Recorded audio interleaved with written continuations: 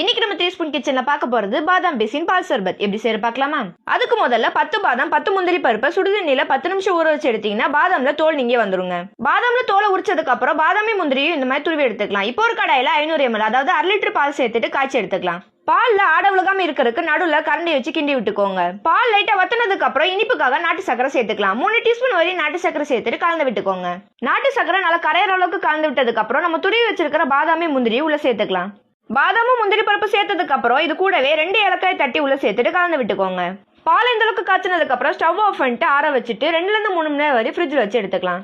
இப்போ நம்ம பாதாம் பிசின் ரெடி பண்ணிக்கலாம். 4 to 5 பாதாம் பிசினை முதல் நாள் நைட்டே ஊற வச்சு எடுத்துக்கோங்க. அப்பதான் உங்களுக்கு இந்த அளவுக்கு கிடைக்கும். இப்போ இது எல்லாத்தையுமே அரேஞ்ச் பண்ணிடலாம். ஒரு கிளாஸ்ல பாதாம் பிசின் கொஞ்சமா சேர்த்துட்டு கூடவே நம்ம காய்ச்சி வச்சுக்கிற பாலையும் சேர்த்துக்கோங்க. கடைசியா கொஞ்சமா முந்திரி பருப்பை தட்டி உள்ள சேர்த்தீங்கன்னா நம்ம சுவையான பாதாம் பிசின் பால் சர்பத் ரெடி. இந்த பால் சர்பத் ரெசிபி உங்களுக்கு பிடிச்சிருந்துச்சுன்னா மறக்காம லைக் பண்ணிட்டு நம்ம 3 ஸ்பூன் கிச்சனை ஃபாலோ பண்ணிக்கோங்க.